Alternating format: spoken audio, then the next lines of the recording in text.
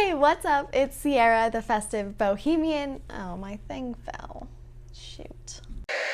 Hey, what's up? It's Sierra, the festive bohemian again, and today I'm super excited because I'm going to be showing you how to make soy candles with essential oils.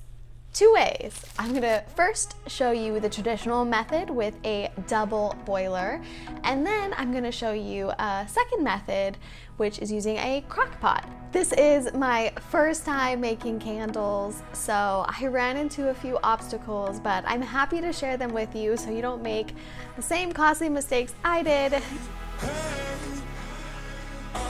Before I get into making our candles, let me tell you what you're gonna need depending on what method you choose. You're either gonna want a double boiler or a crock pot. A heat-proof container, like I'm using here, baby food jars, or old candle jars, mason jars, old wine bottles. There's options.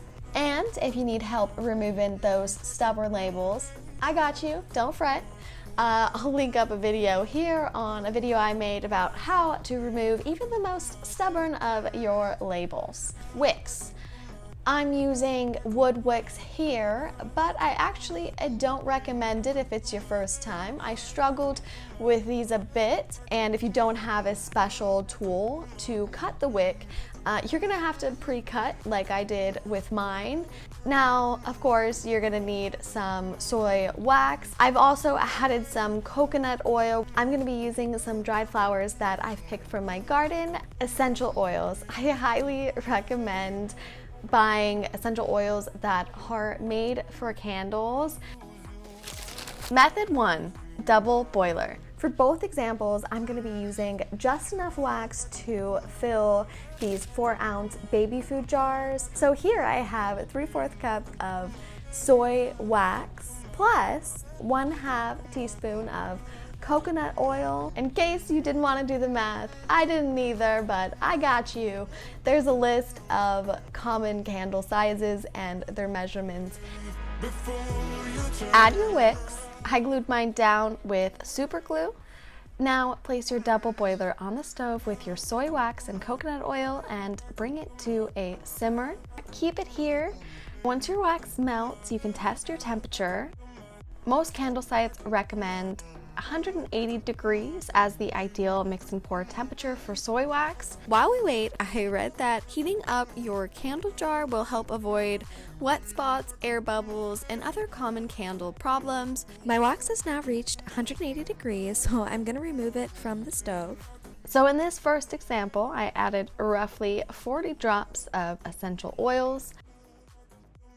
And these candles turned out smelling like a big bouquet of nothings. Okay, so what you want to do is go for a 10% fragrance load. For example, if you had a 10-ounce candle to fill, just times it by 10%, so you'll need 1 ounce of fragrance oil. And for my 4-ounce candle, I'll be using 0.4 ounces. Mix well for about a minute or two. Pour in your wax, leaving about an inch of room or so at the top. You can either add your decorations now and have them inside your candles, or you can wait till the wax has hardened up a bit more and gently place your decorations on top like I did here. It's important not to place anything too close to your flame because we don't want anything catching on fire. Method 2, crock pot. Perfect for stocking stuffers or party favors. With this method, if you have any containers with labels, place them in the water as it's heating up to help loosen and remove them.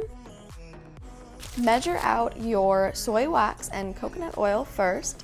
Then fill your jars. Now it won't all fit, so don't try to make it. Place them in your crock pot, like so. Cover and set your timer for 2 hours. However, smaller candles like these will often take less time. Continue adding in more of your wax as it melts. After 2 hours or until your wax has reached 180 degrees, gently remove them from your crock pot. Add your fragrance and stir for a minute or two, just like before. If you didn't pre-cut your wicks, you can use chopsticks to hold them in place as it cools, or you can struggle like me with my pre-cut wicks, but Tweezers definitely make the job easier. Once they harden, the most common issue I had were sinkholes, but I found if you take a lighter, you can smooth out the tops of your candles.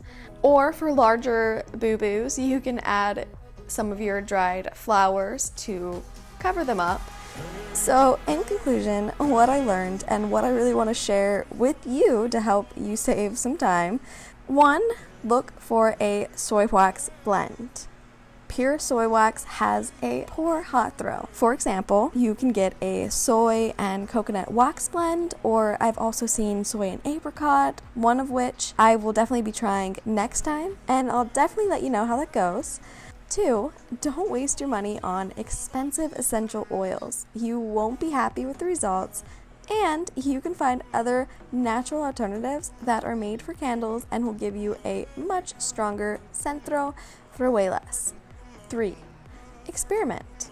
Take what you've learned here and see what works best for you. I recommend starting with small candles like I did, because if you're like me, you won't be getting it right the first time around. However, after sharing what I've learned, I hope you nail it your first try. All right, are you ready to make some candles? Let me see your creations at Festive Bohemian. Don't forget to hit that subscribe button for more DIY videos like this one. And if you learned something new, hit that thumbs up. Thank you guys so much for watching, and stay tuned.